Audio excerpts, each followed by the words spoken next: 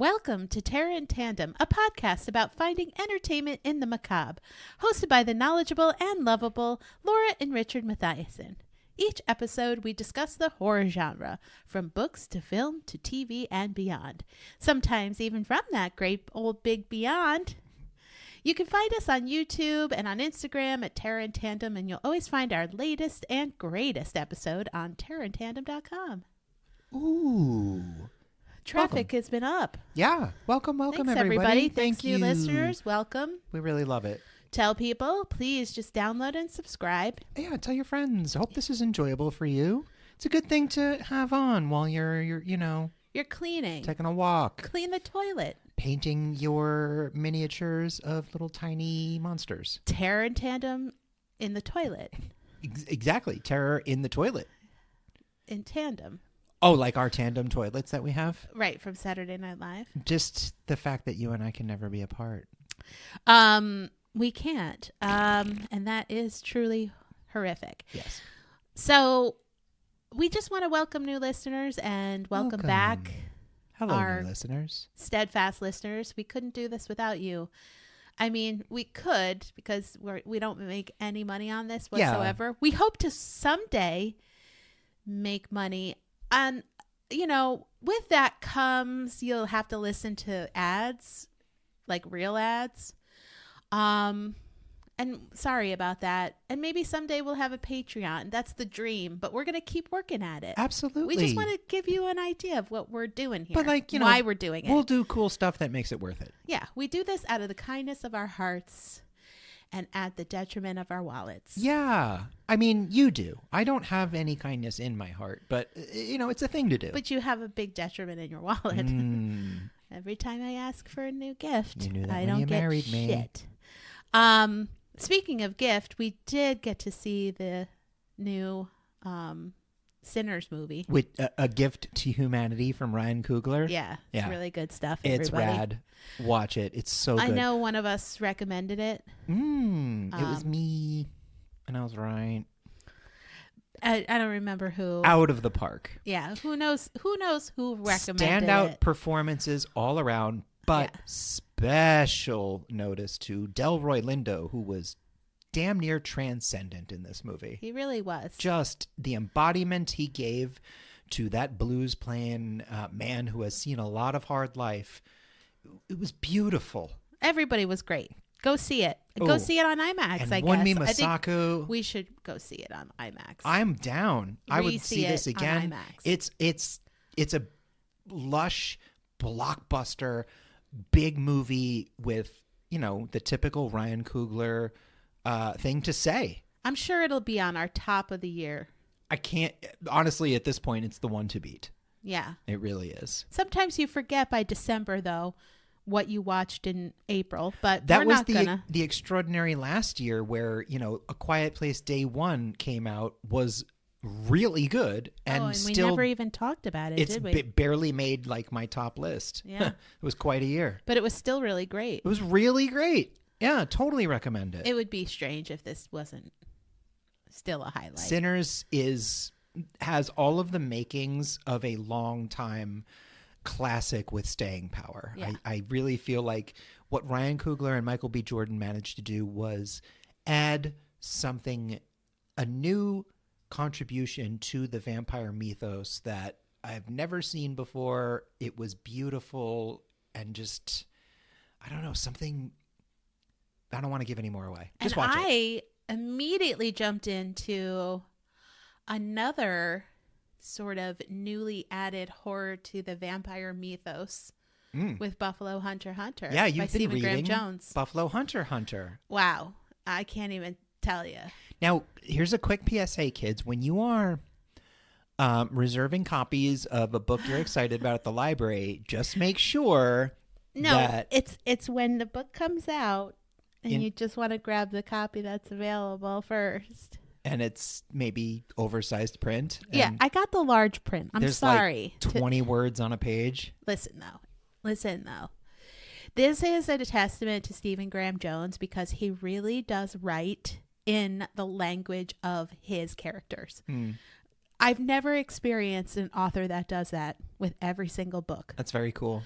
Anyway, I'm sure this will make either a hits or misses on the hit side or on top of the year. Well, I'm not even halfway through it yet. It's I already great.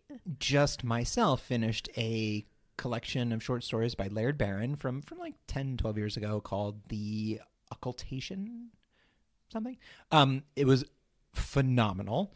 I'm now reading Gone World by Thomas Sweterlich, which is, I'm only like 70, 80 pages into it, and it is really, really good. It's checked out under my library account, but I had to read somebody's novel, which we'll talk about at a later date. But hope so. And then it knocked me off Eventually, with my we'll be cadence of shamelessly plugging reading, it. and now somebody's reading a book that I had on my library account. What you're witnessing here is the end of Terror in Tandem, folks, and possibly our marriage. And we're back. Just wanted to kind of catch you guys up to, all the horror that we're consuming. Yeah. Vampiric and otherwise. The fake fun kind. I mean, we are also consuming the horrors of modern existence. Well, we try not to consume as much as... It's just force-fed. Yeah. But let's try to have a little fun today while we talk about the horror on the international things field. Let's take a trip, y'all. Let's go far away. It's been a while since we've gotten out the old passport. To where are we headed? We're today? heading to an island in South Asia. An archipelago, one might say. Oh, yeah.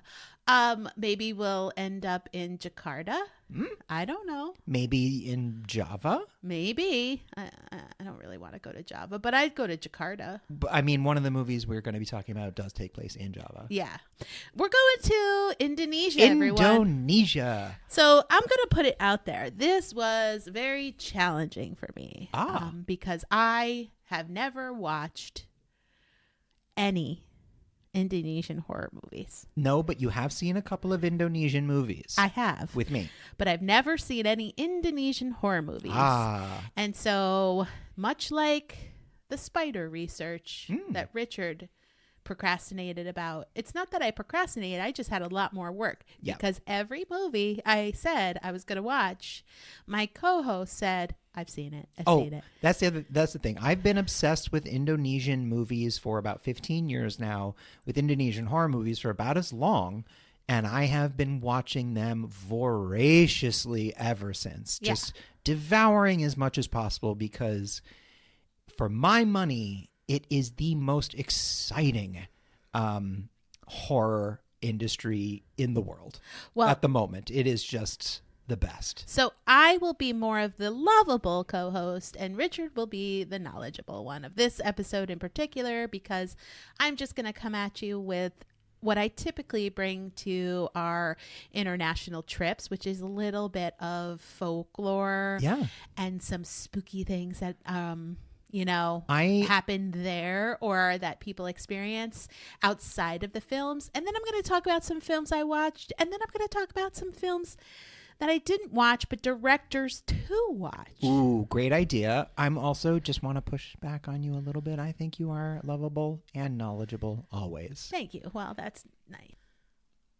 Well, I'm a nice guy. Yeah. So one thing I wanted to talk about, much like our other international films, is that I think Indonesian horror films is a direct reflection on the people's fears of the society. For sure. Politics. The more you watch, the more you pick it up. You start to see patterns. Yeah. That's what I love about learning about a culture through what scares it collectively. You start to realize that movies from a certain region have kind of similar stories that they tell around and around. Awesome. Yeah. I think it's really important to notice in some of these films, there's socioeconomic differences that are pretty drastic as a reflection of this, what's experienced in Indonesia. And,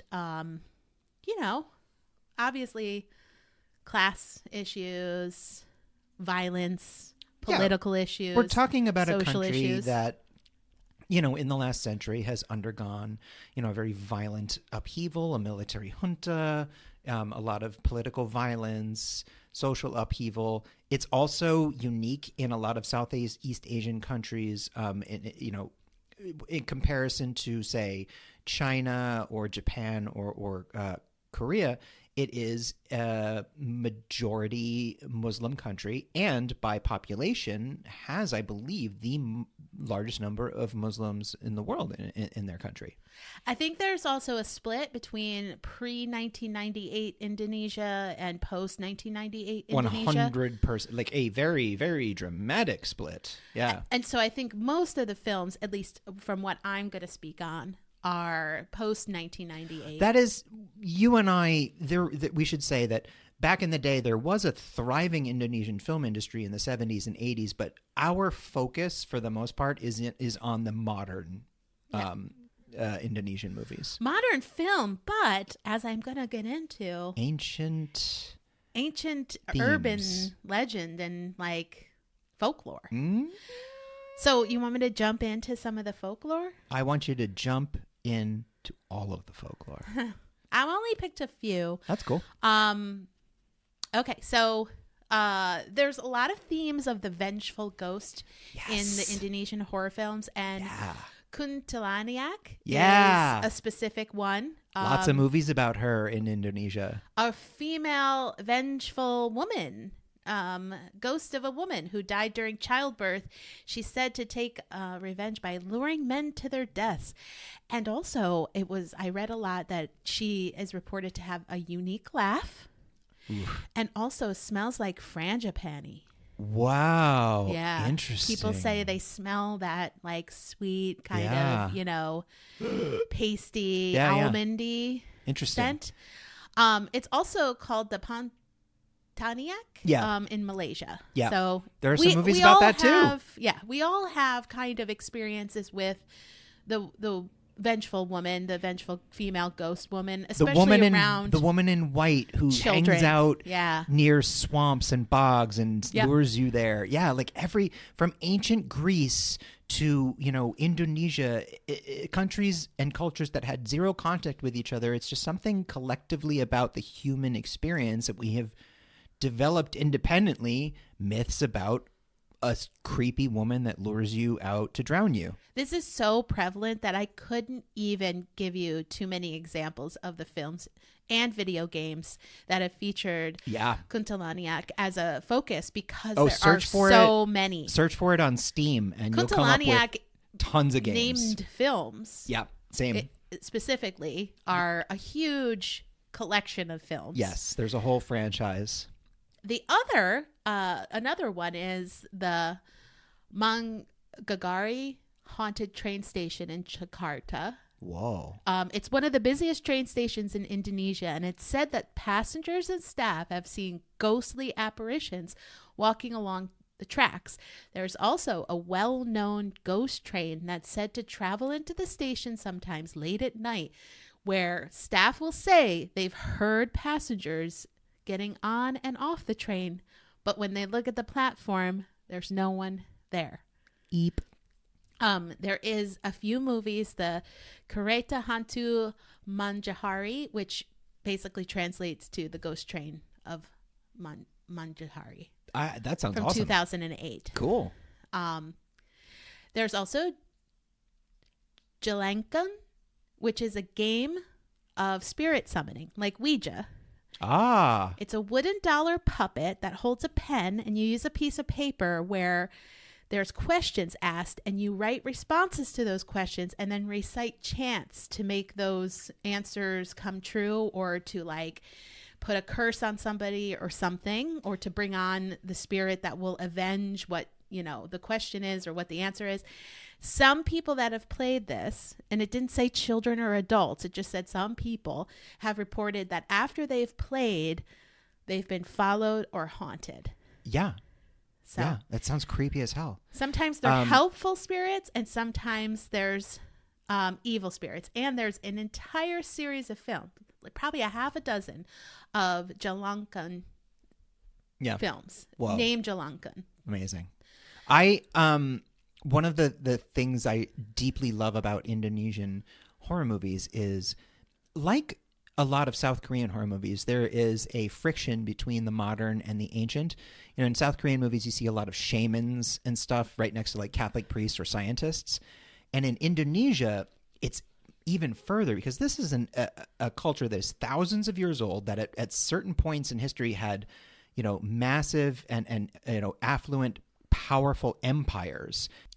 Now, in addition to the mythology of a pre-Islamic Indonesia mixing with, you know, their more current beliefs, there's also the fact that large swaths of this very big country are extremely rural, Yes. still like very much like a century behind.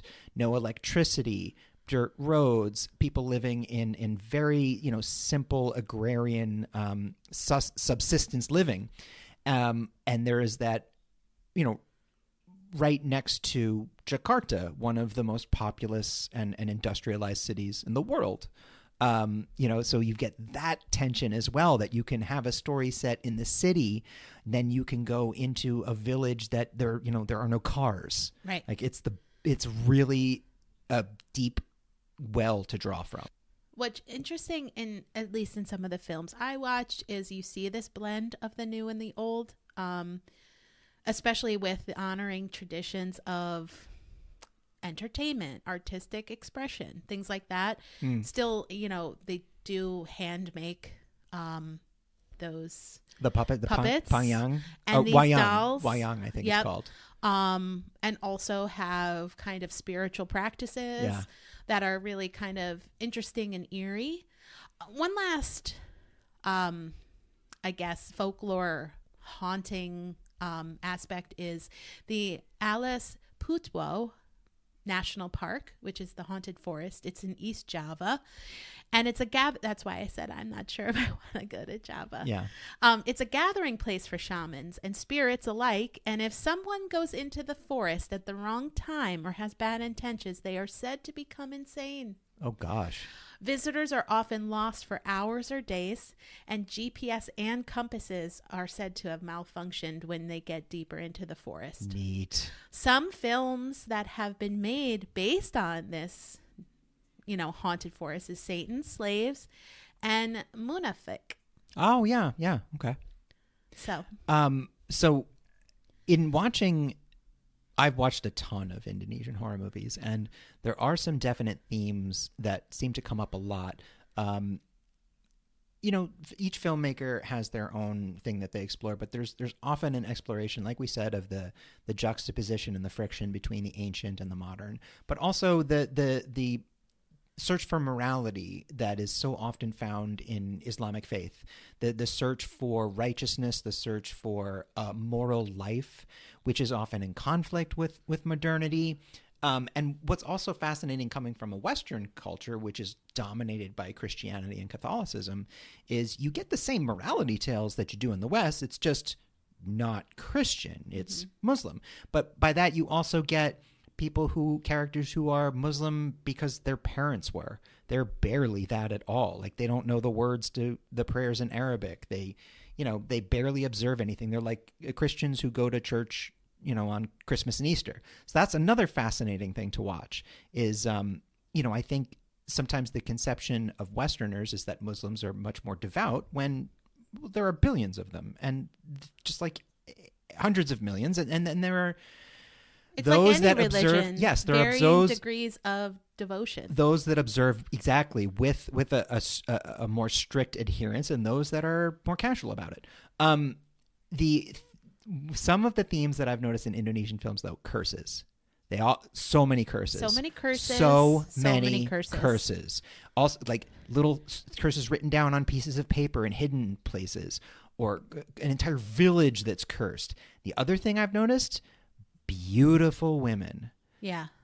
Often the antagonist is played by a like aristocratic, kind of queen-like, beautiful, like scarily beautiful, kind of like Galadriel from Lord of the Rings, of like, she's beautiful, but she's not enticing, like still kind of cold and frightening and a little menacing, but very ornate and dressed in jewelry and makeup, and they're very graceful, but also like really witches, essentially. They had Indonesian horror had its own kind of queen of horror, Yeah. Suzanne. Oh, Susanna. Oh, yeah, she's a legend. And well, the thing is, what I found interesting is that a lot of times in Western representations, the witch is a crone. Yeah. You know, and in Indonesian horror, oftentimes the magic woman is a young, beautiful. Because if you were a witch, why wouldn't you make yourself stay beautiful? It's just something I keep noticing over and over and over, and I find it fascinating. Also, wearing ornate, beautiful jewelry from like the Javanese Empire of a few hundred years ago is so cool. Like the gold, like kind of twinkly hanging, veils and stuff. Yeah. Like, oh man, it's really neat.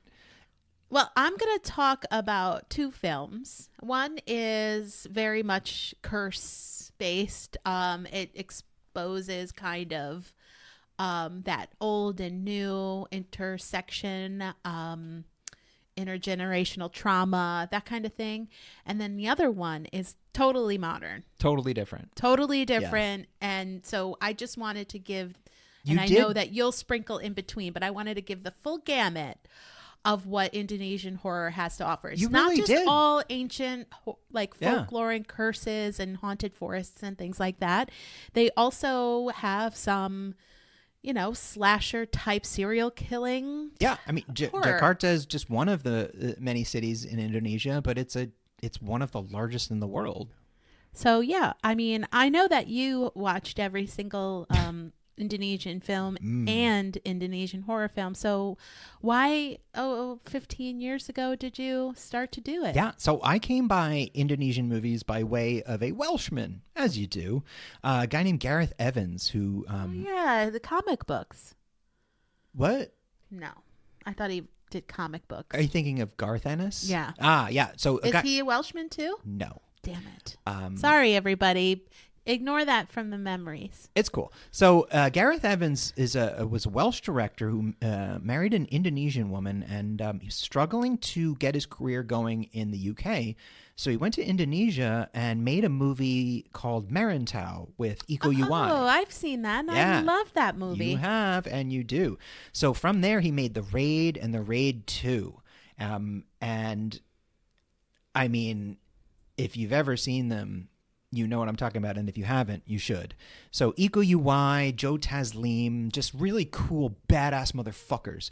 And this was a Welsh filmmaker, but these took place in Jakarta, and they were starring all Indonesian actors in Indonesian. So from there, I saw Gareth Evans co-directed one of the best sequence maybe of any VHS movie from the VHS series, but also the best sequence of VHS 2. He co-directed it with an Indonesian director, Timo Tjahjanto. And that's when I started to watch all of his movies. And then I realized he was part of a collective for a while called the Mo Brothers with Kimo Stambol. So I started watching all of his movies. And then I discovered Joko Anwar, the basic godfather of this revitalization of the Indonesian horror. He's like he's the mastermind. He's the kind of the top of all of it, and really has done so much to bring this industry back.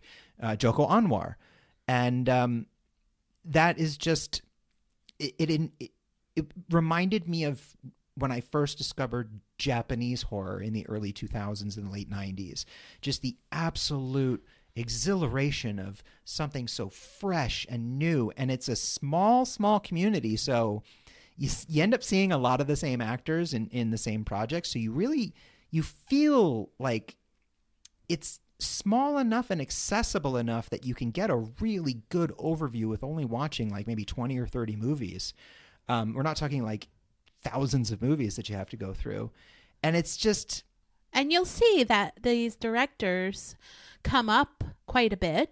Yes. In your searches. So there really are kind of 5 that rise to the top. Yeah, we'll talk about that a little at the end of the episode, but just for me, there is a vibrancy and an energy unique to Indonesian filmmakers that is just something that I has been such an unbelievably exhilarating, wonderful delight of my life. And I have absolutely gobbled up as many as I can find. And to the great credit of Shudder and Netflix, they have been offering a mountain of Indonesian content. There's a lately. lot on Netflix. And I mean, Shudder is a subscription that a lot of folks maybe that listen to this pod have, but more probably have Netflix, and there are a lot there. There's too. a lot there. Yeah, Netflix has been doing a great job bringing in South Korean content, bringing in Indonesian content, and it's just been so refreshing as, you know, Hollywood movies, with the rare exception like Sinners, they become more difficult to distinguish from each other, in my opinion. Yeah. Like original content is harder and harder to come by. And that sort of thing, eventually, it really weighs me down. It depresses me. It makes me feel heavy and a little like, I don't mean to, I'm a theater kid. I'm dramatic. But like that sort of slop of just sameness and no risk taking, it's just, it weighs me down. And Indonesia at that time and ever since has injected such adrenaline and such a restoration of my love of scrappy filmmaking that is done because these people love making movies. Yeah, that's one thing I can say that I've gleaned from my watching of Indonesian films and Indonesian horror. Now I can add that to my list, is that there is such a dedication and a passion and an intensity by the filmmaker and through the actors as well that really is coming out in the films. Also, there's a lot of screaming and yelling and wailing, and I think that's it seems very cultural. Specific. Yeah, it seems very specific. If you watch a lot of, so the three in my opinion, the three Asian genres that have the most amount of screams or yells are K-drama, Japanese Yakuza movies, and Indonesian horror. Yeah. There's just a lot of yelling in those ones, man. And it's top-notch yelling, too. And don't forget the wailing. Oh, and the wailing. Yeah, there's a lot of wailing. There's gnashing of teeth, tearing of breast. There's looking up, to the skies. Yeah, falling to the knees. Definitely lots of falling to the knees. Yeah. Shaking of the head back stuff. And forth quickly stuff, and screaming. Man. Love it. It's probably, honestly, very normal reactions to the terrible things these people are going through. I would say they're going through it in these movies. It is definitely more of an accuracy of the amount of horror that is happening in front of them than anything else I've seen. But it's funny to watch, like, next to like a British person, like, oh dear, they've taken his arm completely off. We might be in trouble here, oh boy. Well, let's go take a break.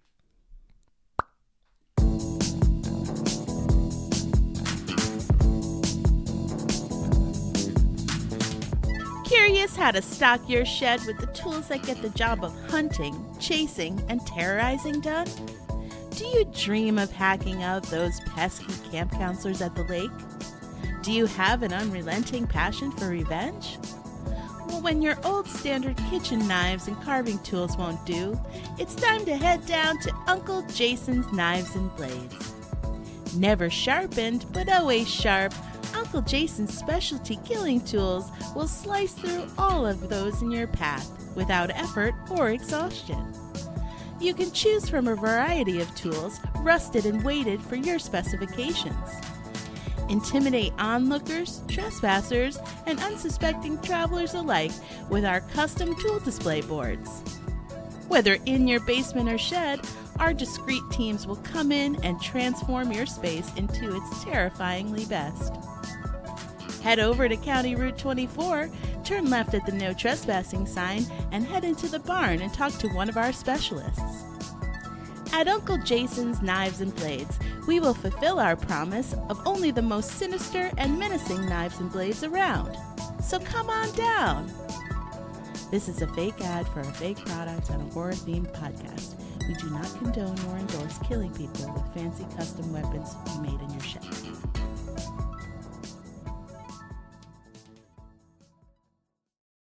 What a break. We're back. From the break. So, it was a break. We were on a break.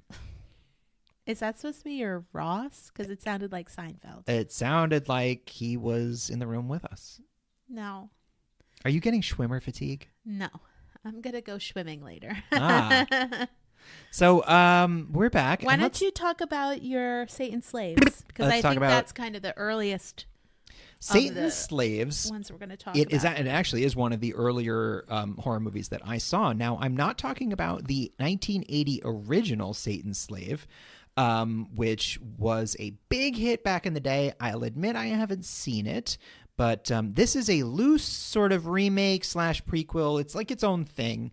And it's written and directed by Joko Anwar, like I mentioned. Here's the thing. Google that name. Watch any movie he does. They're all good. They're just a matter of good to great. Now, Satan's Slaves is one of my favorites. The 2017 version, basically it takes place in the 80s, which is kind of cool. And it's about this former famous female singer who had quite a career, and now she's like basically sick and really scary looking. But so it's a large family with a lot of secrets, and these things start to come up. It's a slow burn of a movie where like you start to realize things about the singer mom's success, why she was so successful, why she had such a great career.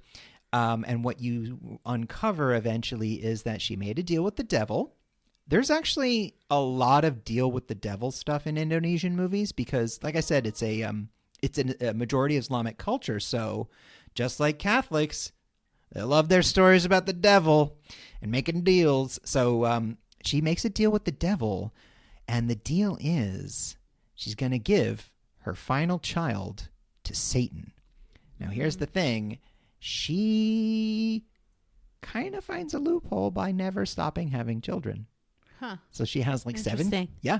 She just keeps having kids. She has like 7 kids or something. But then, she becomes like infirmed. So the eldest daughter comes back. The whole family's there.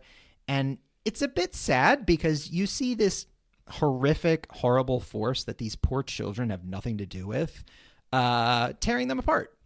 It's a really scary movie. I want to emphasize that. It's a bit of a slow burn, like I said, but the ending had my heart pounding. It's very, very cool. It's very scary. It really plays into the devil worship, satanic type stuff, which I love. And if you want to see Satanism from an Indonesian point of view, I mean, come on. We're not talking like the suburbs of Long Island in the 80s. This is as different as it gets. Now, Satan's Slaves was followed up a few years later by Satan's Slaves Communion, which is the second part of a planned trilogy. It's also amazing. It does star Tara Basro again as Rini, who's in lots of cool stuff. That one moves, I should say that Satan's Slaves takes place in the countryside in a rural like house in the jungle. And the second movie takes place on a high rise in Jakarta. So completely different setting vibe, but this family is still being haunted by the deal they made. This is one of the earlier movies that I saw. Joko Anwar is, like I said, he's just magnificent. He really, in his movies, has a running theme of children paying for things they had no hand in creating. So you'll see this come up in a lot of his movies and in other Indonesian movies of, I think this is a product of a country that has undergone massive upheaval, times of political violence, people disappearing, pogroms, and the trauma and the grief and the resentment that comes with that. And of growing up in a country that was hurt by people who did these things before you were born, but you still have to suffer through it. So this movie is a lot about the decisions your parents made before you were even born and then having to pay for it yourself.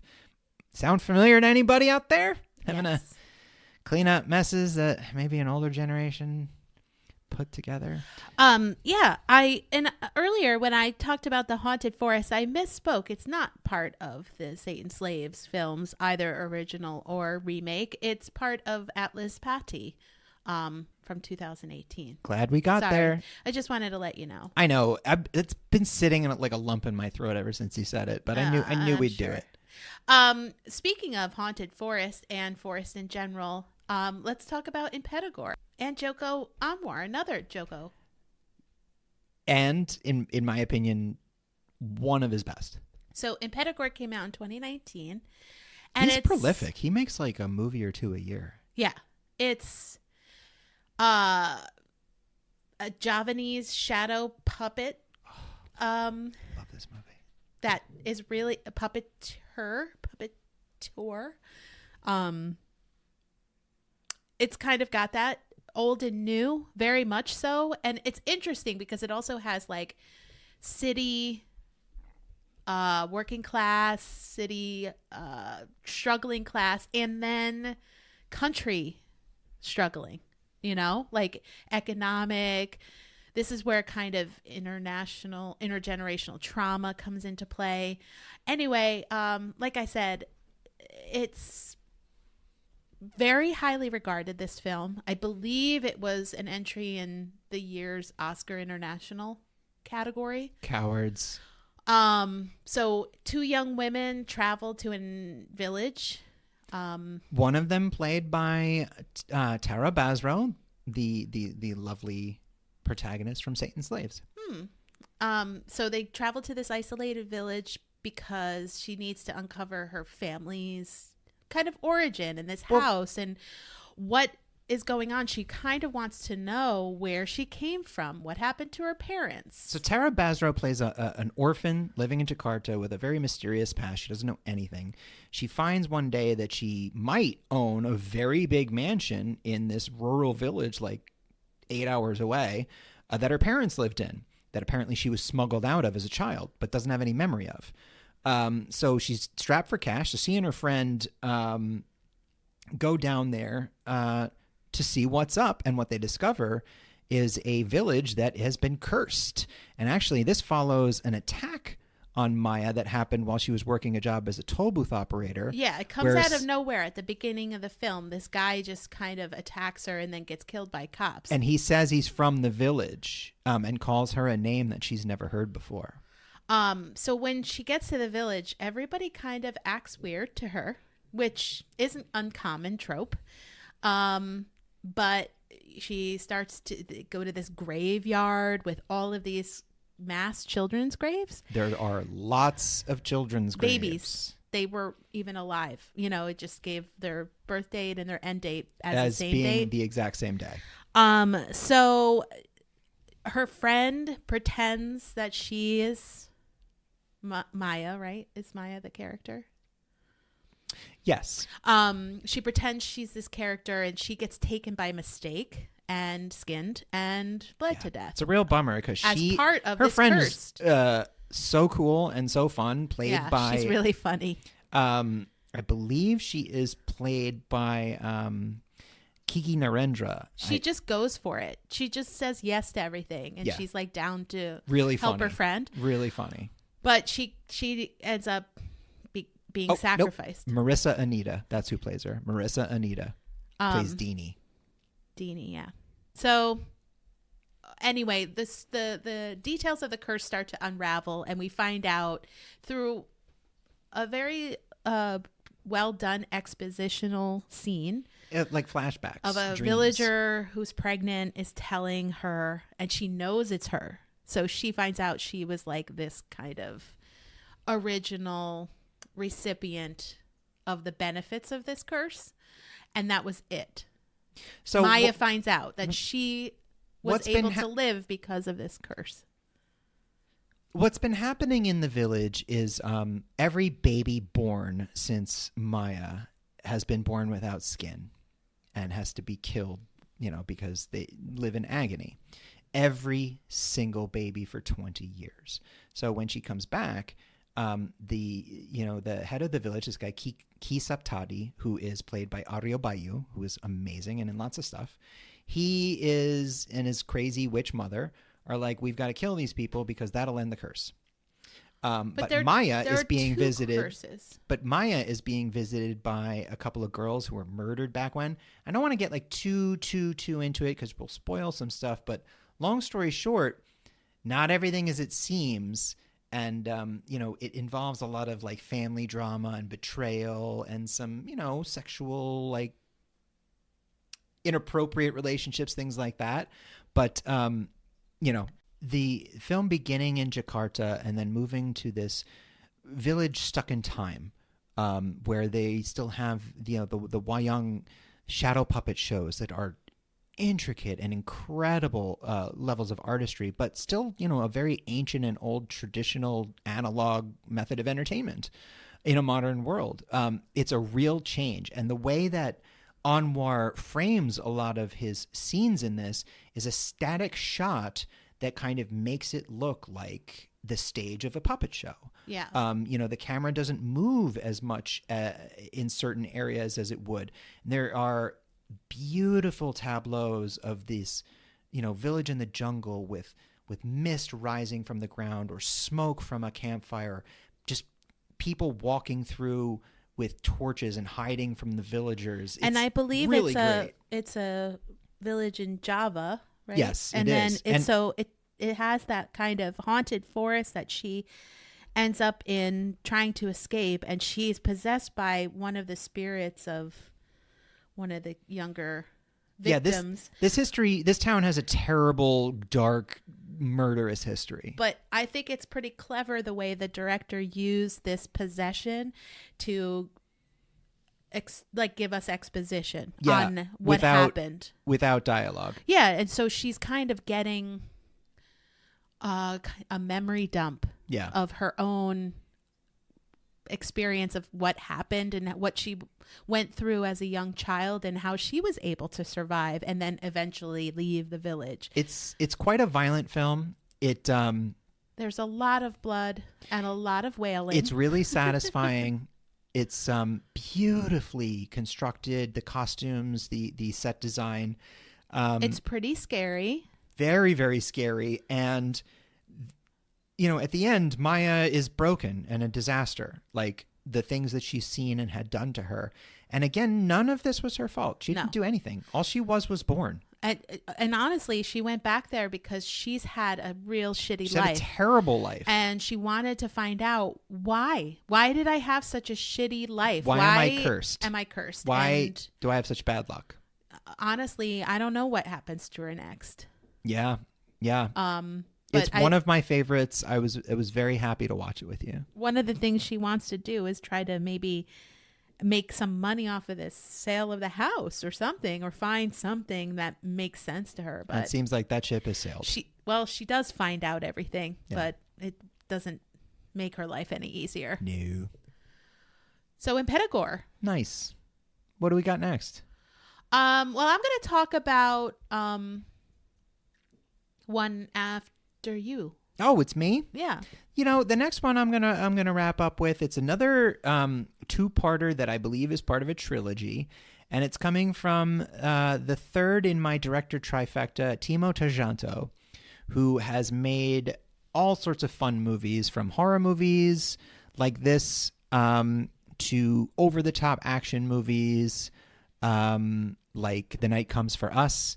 But they're always really fun and they're always really violent, and this is no exception. So may the devil take you. Honestly, and I'm not the only one to make this comparison, but the closest thing I can say to make to give a sense of this movie is it's like an Indonesian Evil Dead.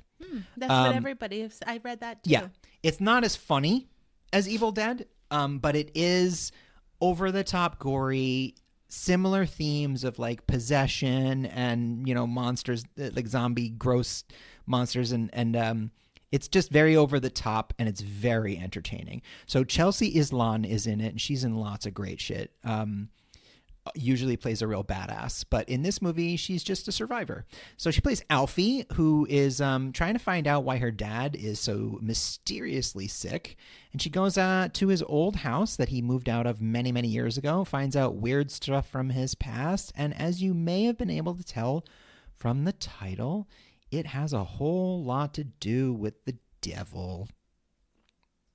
So basically, like in the past, members of her family, did a satanic rite for riches and wealth, and it fucked the family.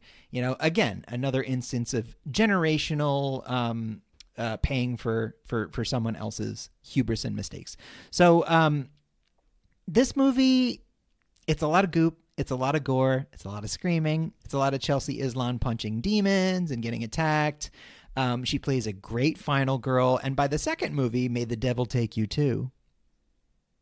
Get it? Yeah. T-O-O. T-O-O. Okay. That makes sense. It's just a kind of typical a typical sequel in that they amp it up. Yeah. It's bigger. Twice as bloody. Yeah, it's bigger. It takes place 2 years later. Alfie is like the final girl, but she's like really traumatized and everything, and gets drawn back into it when things start happening, as they always do in a good sequel. Now, May the Devil Take You has a lot of Sam Raimi moments. Some of Sargento's camera work is very Raimi-esque. The quick zooms to people's faces and things like that. The quick track-ins. Now, he said that there is a third chapter in development. There's not a whole lot on that. I believe what he's working on now is an American remake of Train to Busan, which, okay. I mean, pretty obvious they were going to remake that movie. Might as well have a cool director do it. I really enjoy this because, unlike a lot of Joko Anwar's movies, Sargento's movies never seem to take themselves too seriously. It's not that Anwar's movies take themselves too seriously. It's just they usually tackle themes of morality, religion, theology, the afterlife, movies like Grave Torture, Punishment, whereas Sargento's movies are like action fests or, kind of straightforward tales of revenge, or the Indonesian version of The Evil Dead, just like screaming and possessions. They are really well done. They're really scrappy and fun. And for somebody who grew up watching like 80s and 90s splatter horror movies, who's a little tired of how tame things have gotten lately, this is the antidote to that. It's crazy, wild, fun, R-rated, goopy madness. It's a little campy, but not so much that it's distracting, just enough that it keeps it fun. Yeah. I really, really love May the Devil Take You. Again, anything by Timo Sargento, horror or otherwise, is great.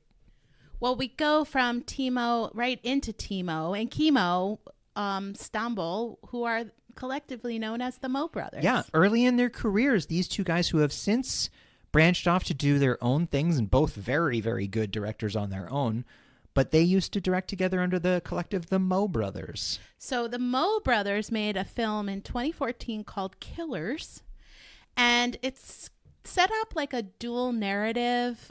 We have on one side a handsome, well-off serial killer named Nomura, who is like driving around in his fancy car in Tokyo and searching for his next victim, like Patrick Bateman.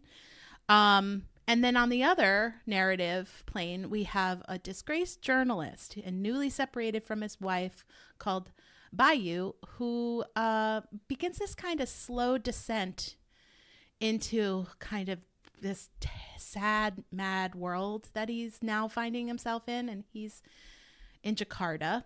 And what unites these two is the internet. Nomura has this kind of sick fascination with filming and putting these films on the internet when he kills one of his female victims, like that movie we watched, Red Rooms. Yeah. It was very reminiscent of that to me. Nice. And Bayu kind of becomes disgustingly enthralled. I that's really the only way to describe it. But Nomura starts to mentor him And Bayou starts to put his filming of accidental killing first that he didn't hate. He filmed it and put it online, and he got a lot of positive comments and feedback. So he does it again, because starts to set out on this kind of revenge. And he doesn't really have what it takes. He doesn't have what it takes to be Nomura. And then these two protagonists kind of face off. Lots of things happen. It's a very bloody film. It's very hard to watch because the content is really hard to stomach. I mean, there's a lot of murder. There's a lot of female, stalking and tying up and killing and videotaping last moments and lingering on those scenes. So it is a very violent and kind of like not a slow burn, but it's unrelenting. It's very unrelenting. That is Shojanto's movies. They are they usually start at an 8 and they go from there. But if you felt, there's no humor in it, but if you felt if you like the serial killer slasher action film type of genre, this has it all. When I first mentioned I was going to watch this, you said it's not a horror film. But the Moe brothers directed it, and it is very much a horror film. It starts out pretty horrific. Horrific things happen, and it's extremely bloody. It's about a serial killer and then potentially another. And although it has action and kind of this bad guy, good guy, maybe redeemable guy type of trope, I still consider this very much a horror movie. Yeah. And, it's interesting that, it was a Japanese actor and an Indonesian actor, a Japanese character, Indonesian character. But Kazuki Kitamura also had a role in The Raid, too. Yeah. It has kind of very modern, a very, like bringing it into technology.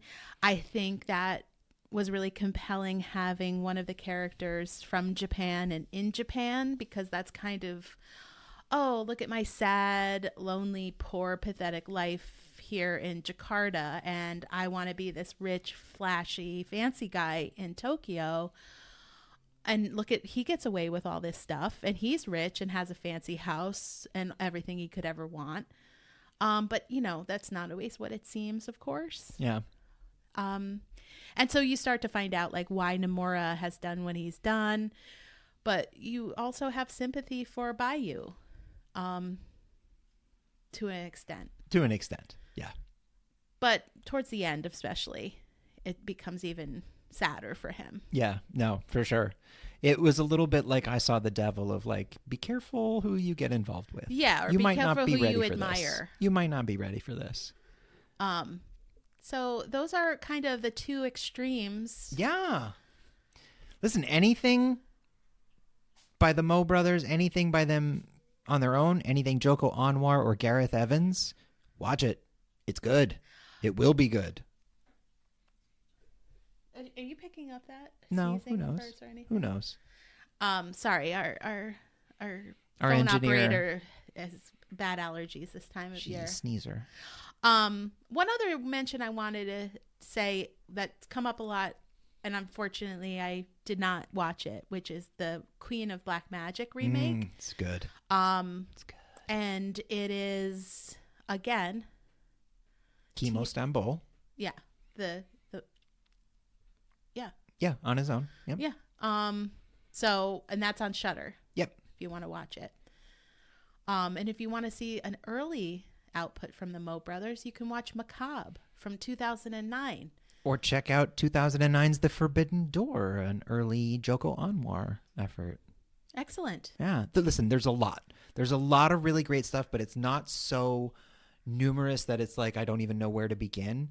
Jump in with one of the directors that we have mentioned, and you will get your start into this incredible new world.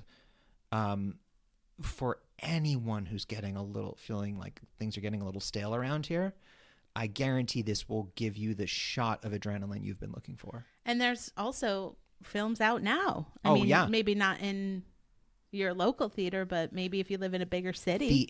Thanks to international investment and the quality of their output, an absolute genius and hardworking contributors, the Indonesian film industry is largely growing to one of the largest in the world, and they keep, we're going to see more and more over the years, hopefully. We hope you got a good bag of peanuts and you're wearing your compression socks. Yeah. Get on this trip to Indonesia with us. Take a ride on an elephant, maybe. Don't take a ride on an elephant.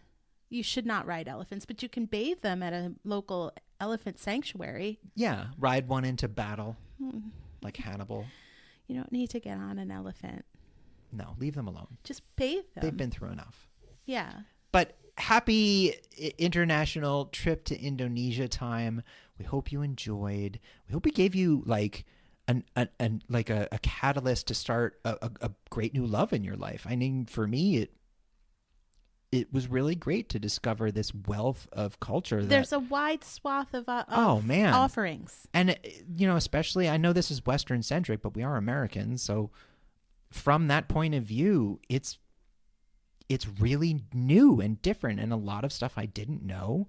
And I find it absolutely fascinating to learn just little details about the culture through their films. Yeah, check one or more out. Yeah. Thanks for listening. Bye, everybody.